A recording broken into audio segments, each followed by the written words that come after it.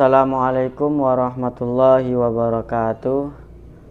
Perkenalkan, nama saya Muhammad Fakril Amin, NIM 201440400038. Pada video kali ini saya akan memenuhi ujian tengah semester dengan mata kuliah Strategi Pembelajaran Matematika dengan dosen pembimbing yaitu Ibu Nita Putri Utami, MPD. Di sini saya akan membahas berbagai macam materi. Yang pertama yaitu hubungan antara metode, model, pendekatan teknik, taktik, strategi pembelajaran. Dan yang kedua, strategi belajar mengajar. Yang ketiga, aliran psikologi tingkah laku. Yang keempat yaitu aliran psikologi kognitif. Yang kelima, kemampuan dasar mengajar. Yang keenam, pendekatan konstruktivisme. Yang ketujuh, pendekatan pemecahan masalah, dan yang terakhir yaitu pendekatan open ending. Baiklah, mari kita simak video berikut ini.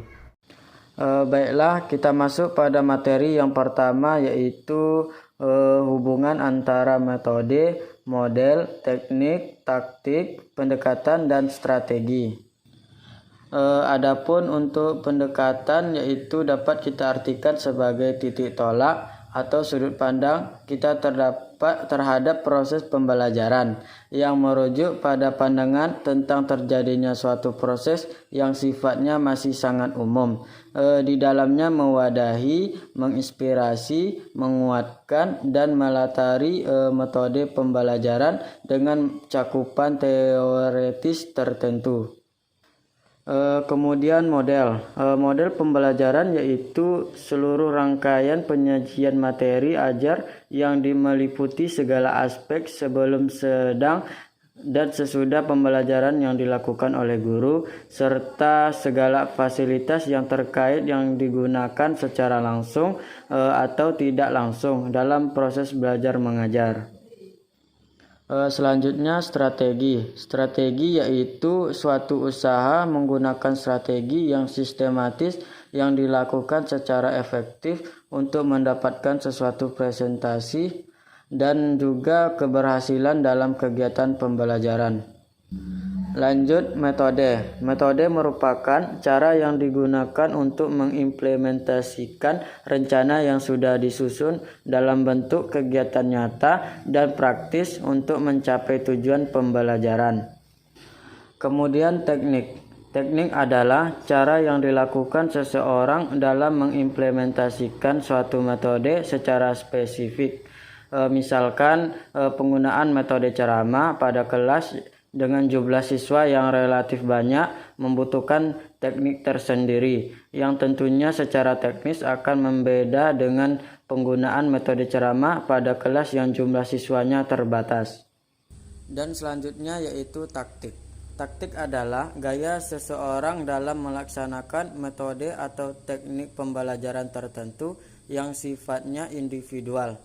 Misalkan terdapat dua orang sama-sama menggunakan metode ceramah, tetapi mungkin akan sangat berbeda dalam taktik yang digunakannya. Adapun hubungan strategi, metode, pendekatan, dan teknik pembelajarannya apabila antara pendekatan, strategi, metode, teknik, dan bahkan taktik pembelajaran sudah terangkai menjadi suatu kesatuan yang utuh, maka terbentuklah apa yang disebut dengan model pembelajaran.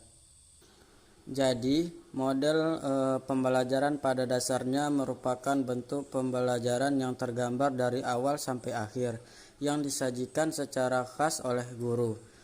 Dengan kata lain, model pembelajaran merupakan bungkus atau bingkai dari penerapan suatu pendekatan, metode, dan teknik pembelajaran.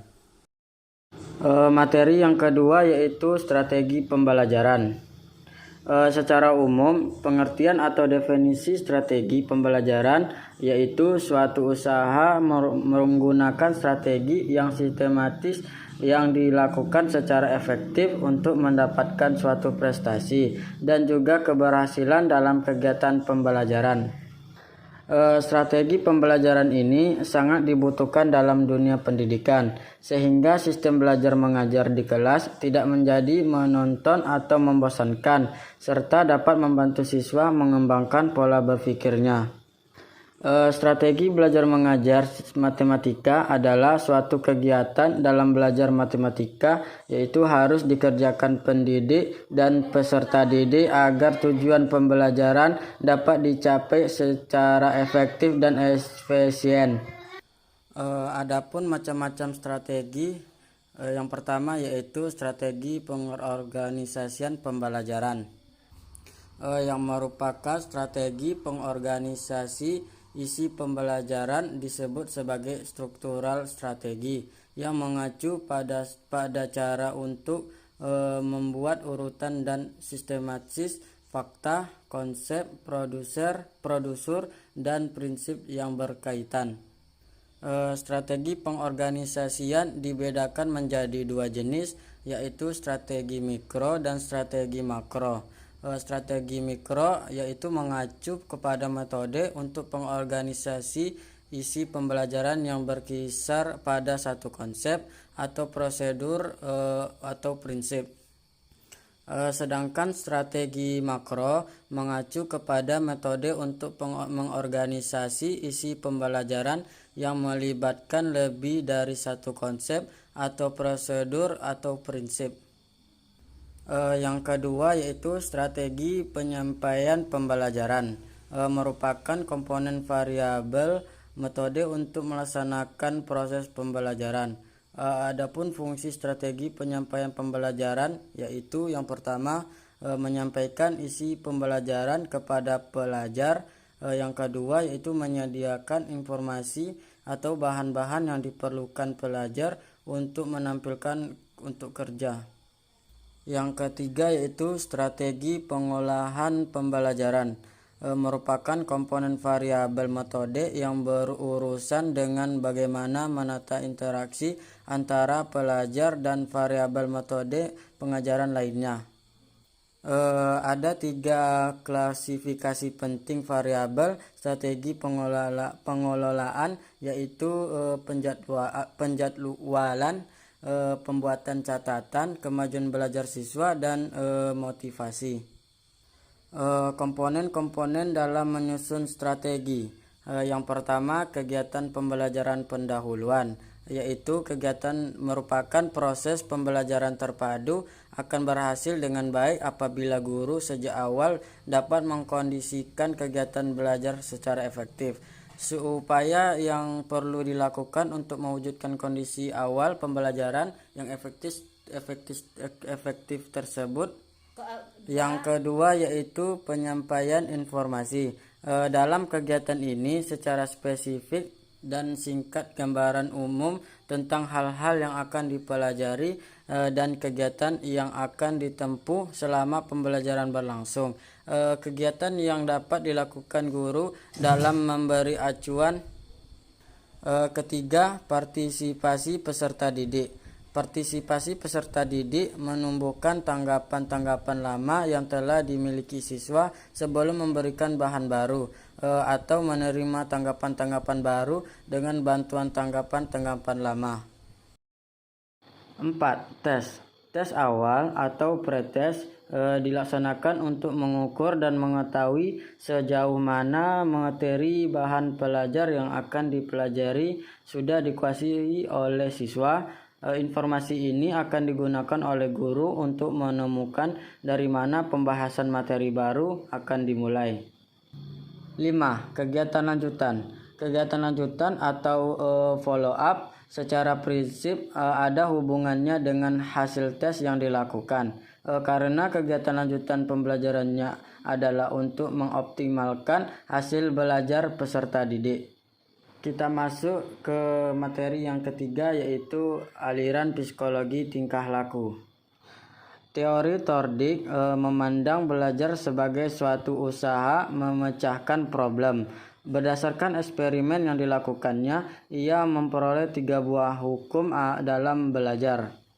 Yang pertama yaitu hukum akibat atau disebut dengan law of effects, menyatakan bahwa Tercapainya kegiatan yang memuaskan akan memperkuat hubungan antara stimulus dan respon. Maksudnya, bila respon terhadap stimulus menimbulkan sesuatu yang tidak yang memuaskan atau mengenakkan, maka bila stimulus itu muncul lagi, subjek akan memberi respon yang lebih cepat, tepat, dan intens. Yang kedua, hukum latihan atau law of expectation menyatakan bahwa respon terhadap stimulus dapat diperkuat dengan seringnya respon itu dipergunakan. Hal ini menghasilkan implikasi bahwa kritik, khususnya pengulangan dalam pembelajaran, adalah penting dilakukan. Yang ketiga, hukum kesiapan atau disebut law of readiness mengajarkan bahwa dalam memberikan respon subjek harus siap dan disiapkan. Hukum ini menyangkut syarat kematangan dalam pengajaran, baik dalam pengajaran fisik maupun mental dan intelektual. Adapun aplikasi teori-teorik dalam pembelajaran matematika, yaitu yang pertama, belajar adalah proses interaksi antara stimulus dan respon. Yang kedua, stimulus adalah apa yang merangsang terjadinya kegiatan belajar seperti pikiran. Yang ketiga, respon. Respon adalah reaksi yang dimunculkan peserta didik ketika belajar yang dapat pula berupa pikiran, perasaan, atau gerakan atau tindakan. Yang keempat, pengulangan terhadap penyampaian materi dan latihan. Yang kelima yaitu supaya peserta didik dapat mengikuti proses belajar mengajar, tidak diperlukan motivasi tapi penghargaan baik secara eksternal maupun internal. Teori Skinner. Konsep-konsep yang dikemukakan Skinner tentang belajar lebih mengungguli konsep para tokoh sebelumnya. Ia menjelaskan konsep belajar secara sederhana, namun lebih komprehensif. Menurut Skinner ini, hubungan antara stimulus dan respon yang terjadi melalui interaksi dengan lingkungannya, yang kemudian menimbulkan perubahan tingkah laku, tidaklah sesederhana yang dikemukakan oleh tokoh-tokoh sebelumnya. Di antara hukum-hukum belajar adalah law of operant conditions, yaitu jika timbulnya perilaku diiringi dengan stimulus penguat, maka kekuatan perilaku tersebut akan meningkat. Kemudian law of experience extension. Jika timbulnya perilaku operant telah diperkuat melalui proses condition, itu tidak diiringi stimulus penguat, maka kekuatan perilaku tersebut akan menurun bahkan musnah. Adapun aplikasi belajar Skinner, yang pertama yaitu bahan yang diajari dianalisis sampai ada unit-unit secara organis. Yang kedua, hasil belajar harus segera diberitahukan kepada siswa, jika salah diperbaiki dan jika benar diperkuat. Yang ketiga, proses belajar harus mengikuti irama yang benar. Yang keempat, materi pembelajaran harus sistem modal. Yang kelima, tes lebih ditekankan untuk kepentingan diagnostik. Yang keenam, dalam proses pembelajaran lebih dipentingkan aktivitas sendiri. Yang ketujuh yaitu dalam proses pembelajaran tidak dikenakan hukuman.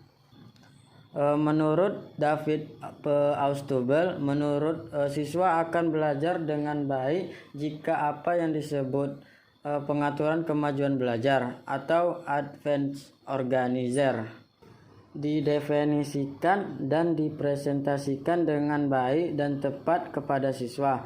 Pengatur kemajuan belajar adalah konsep atau informasi umum yang mewadahi atau mencakup semua isi pelajar yang akan diajarkan kepada siswa. Menurut teori belajar Gagne, Robert M. Gagne adalah seorang ahli psikologi yang banyak melakukan penelitian mengenai fase-fase belajar, tipe-tipe kegiatan belajar, dan hierarki belajar. Dalam penelitiannya, ia banyak menggunakan materi matematika, sebagai medium untuk menguji penerapan teorinya. Gagné menyatakan belajar merupakan kegiatan yang kompleks. Gagné mengemukakan kedelapan fase dalam suatu tindakan belajar. Menurut teori Pavlov Ivan Petrovich terkenal dengan teori belajar klasik. Pavlov mengemukakan konsep pembiasaan atau disebut dengan conditioning dalam hubungannya dalam kegiatan belajar mengajar. Agar siswa belajar dengan baik, maka harus dibiasakan. Misalnya, agar siswa mengajarkan soal pekerjaan rumah dengan baik, biasakanlah dengan memeriksanya, menjelaskannya, atau memberi nilai terhadap hasil pekerjaannya. Yang terakhir yaitu teori Baruda. Teori Baruda mengemukakan bahwa siswa belajar itu lebih melalui meniru. Pengertian meniru ini di sini bukan berarti menyontek, tetapi meniru hal-hal yang dilakukan oleh orang lain, terutama guru. Aliran latihan mental. Aliran ini berkembang sampai ke abad 20 yang mengemukakan bahwa struktur otak manusia terdiri atas gumpalan-gumpalan otot. Agar ini kuat, maka harus dilatih dengan beban makin banyak latihan dan beban yang makin berat, maka otot atau otak itu makin kuat pula. Oleh karena itu, jika anak atau siswa ingin pandai, maka ia harus dilatih otaknya dengan cara banyak berlatih, memahami, dan mengerjakan soal-soal yang benar. Makin suka materi itu, makin pandai pula anak tersebut. Kemudian materi selanjutnya yaitu aliran psikologi kognitif. Di dalam aliran psikologi kognitif ada beberapa macam teori. Teori yang pertama yaitu teori Piaget. Menurut Jean Piaget, proses belajar sesungguhnya terdiri dari 3 tahapan, yaitu asimilasi, akomodasi, dan akualibrasi atau penyeimbangan. Apa itu asimilasi? Asimilasi adalah proses penyatuan atau pengistilasian informasi baru ke struktur kognitif yang telah ada ke dalam benak siswa. Apa itu akomodasi? Akomodasi yaitu penyesuaian struktur kognitif pada situasi yang baru. Dan yang terakhir, apa itu akualibrasi? Yaitu penyesuaian bersinambungan antara asimilasi dan akomodasi. Kemudian teori Brunner. Menurut Brunner, proses belajar lebih ditentukan oleh cara kita mengatur materi pembelajaran dan bukan ditentukan oleh umur seseorang seperti yang telah dikemukakan oleh Piaget. Apapun proses belajar terjadi melalui tahap-tahap berikut ini. Yang pertama yaitu anaktif, berupa aktivitas siswa untuk memahami lingkungan melalui pengalaman langsung suatu realitas. Yang kedua ikonik, berupa upaya siswa melihat dunia melalui gambar-gambar dan visualisasi verbal.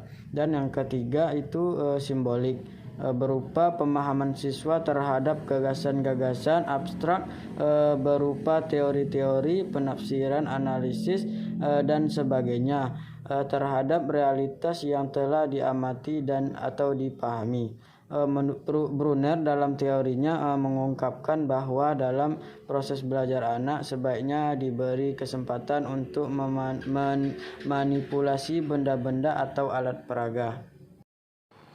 Menurut teori Gestalt, tokoh aliran ini adalah John Dewey. Ini mengemukakan bahwa kegiatan belajar mengajar yang diselenggarakan oleh guru harus memperhatikan hal-hal berikut. Yang pertama yaitu penyajian konsep harus lebih mengutamakan pengertian. Yang kedua, pelaksanaan kegiatan belajar mengajar harus memerhatikan kesiapan intelektual peserta didik. Dan yang terakhir itu mengatur suasana kelas agar peserta didik siap belajar. Teori Brunner, Brunner mengemukakan bahwa belajar matematika harus merupakan belajar bermakna dan belajar pengertian. Dia menegaskan bahwa belajar pada hakikatnya merupakan suatu proses yang bermakna. Teori Browne menyatakan bahwa latihan hafal atau dikenal dengan sebutan drill adalah sangat penting dalam kegiatan pengajaran. Cara ini ditetapkan setelah tertanamnya pengertian. Aritmatika atau berhitung yang diberikan di SD dulu lebih menitik beratnya hafalan dan mengasah otak. Kemudian teori Dines. Zoltan P. Dines adalah seorang matematikawan yang memusatkan perhatiannya pada cara-cara mengajar terhadap anak-anak. Dasar teorinya bertumbuh pada teori Piaget dan pengembangannya diorientasikan pada anak-anak, sehingga sistem yang dikembangkannya itu menarik bagi anak yang mempelajari matematika. Teori yang terakhir yaitu teori Van Heel.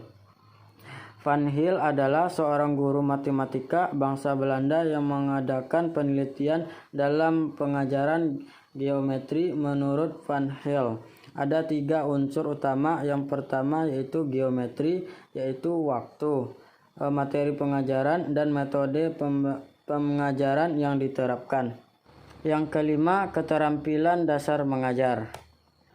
Pengertian keterampilan dasar mengajar atau disebut dengan teaching skill merupakan keterampilan khusus atau disebut dengan most specific instructional behaviors yang harus dimiliki oleh guru agar dapat melaksanakan tugas mengajar secara efektif, efisien, dan profesional. Pembelajaran dikatakan sebagai proses transfer informasi dari pengajar kepada peserta didik. Pengajar harus dapat memodifikasi atau informasi sehingga dapat diterima oleh siswa secara tepat dan menyeluruh. Kemampuan guru dalam menyampaikan informasi dalam proses pembelajaran ini merupakan hal yang tidak mudah.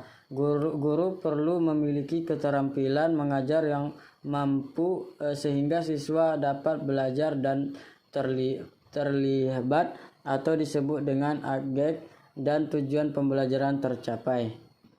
Macam-macam keterampilan dasar mengajar ialah: yang pertama, keterampilan bertanya; yang kedua, keterampilan memberikan penguatan; yang ketiga, keterampilan membuat variasi stimulus; yang keempat, keterampilan menjelaskan; yang kelima, keterampilan membuka dan menutup pelajaran; yang keenam, keterampilan membimbing diskusi kelompok kecil; yang ketujuh, keterampilan mengelola kelas; yang kedelapan, keterampilan mengajar kelompok kecil yang perorangan; yang kesembilan, keterampilan melakukan penilaian; yang kesepuluh, keterampilan mengadakan variasi.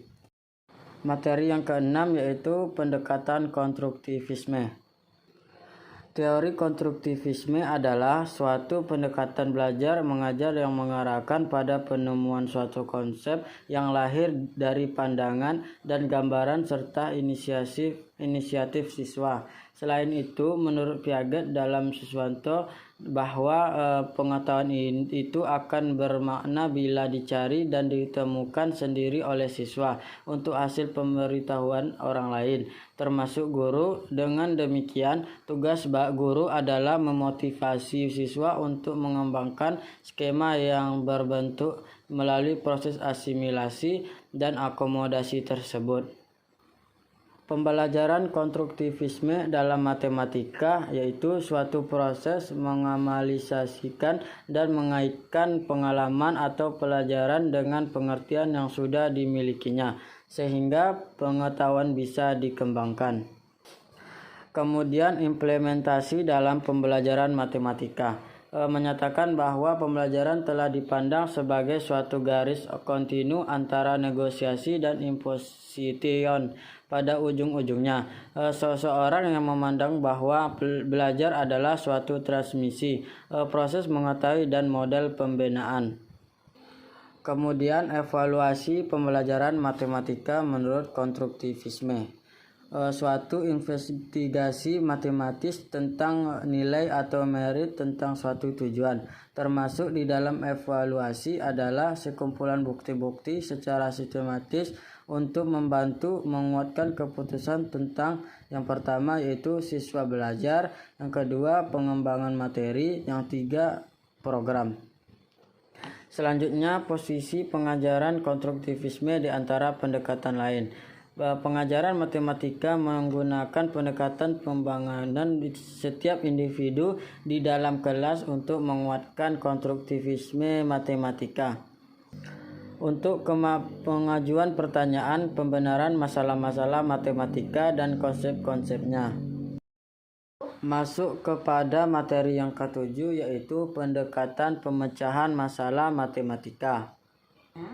Yang disajikan dalam bentuk masalah akan memberikan motivasi kepada siswa untuk mempelajari matematika lebih dalam. Dengan dihadapkan suatu masalah matematika, siswa akan berusaha mengemukakan penyelesaiannya melalui berbagai strategi pemecahan masalah matematika.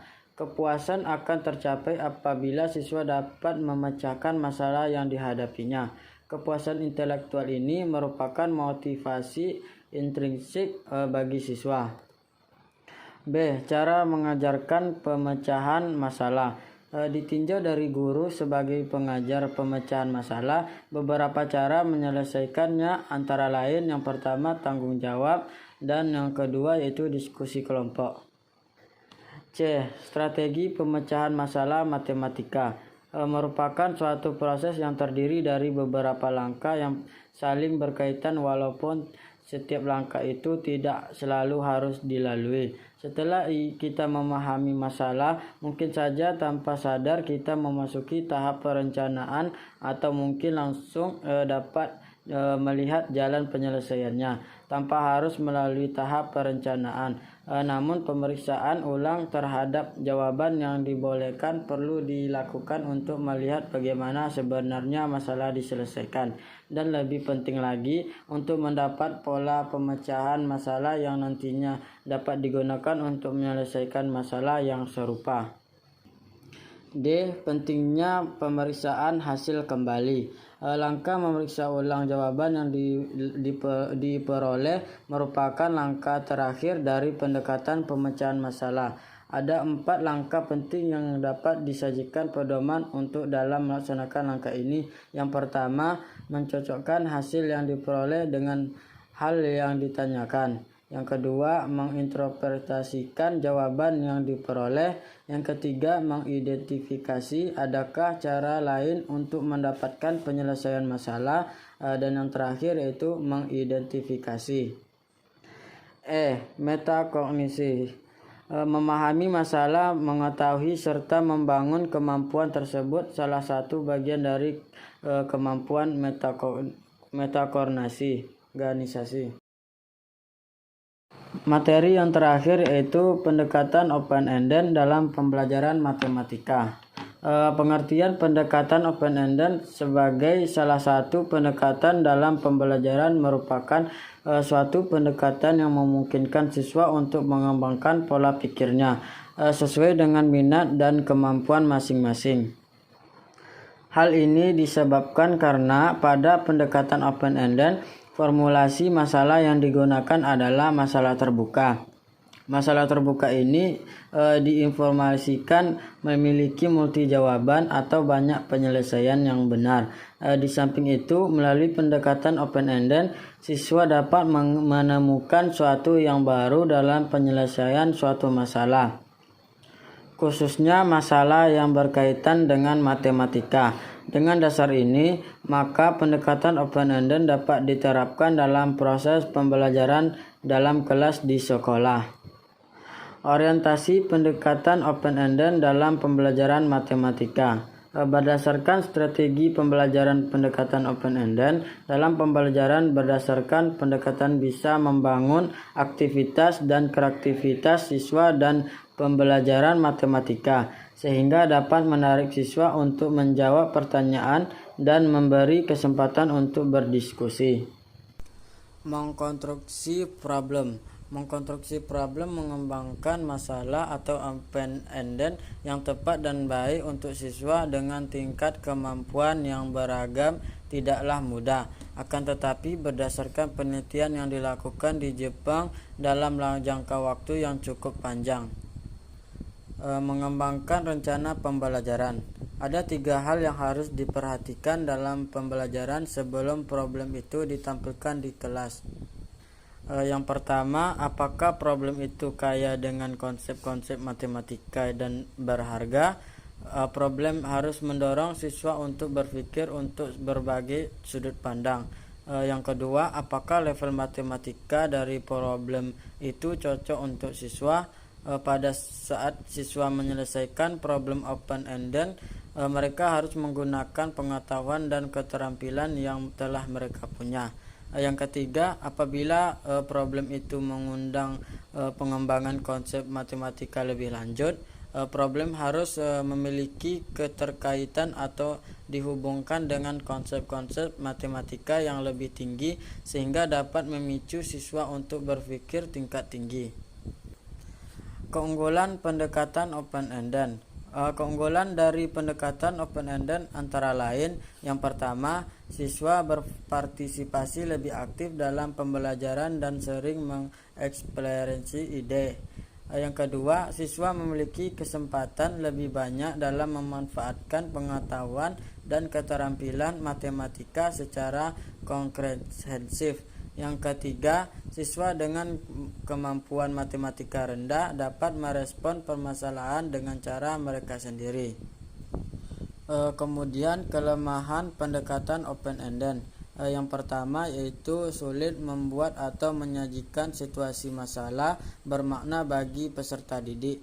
Yang kedua, sulit bagi guru untuk menyajikan secara ringkas. Seringkali peserta didik kesulitan untuk memahami apa yang dijelaskan oleh guru dan bagaimana merespon jawaban atau pertanyaan yang sudah dipaparkan terutama pada murid. Yang ketiga, karena jawabannya bersifat bebas, maka peserta didik kelompok pandai seringkali merasa cemas bahwa jawaban yang sudah diberikan atau tidak benar atau salah. Sekian penjelasan dari video saya. Terima kasih. Saya akhiri, wabillahi taufiq wal hidayah. Wassalamualaikum warahmatullahi wabarakatuh.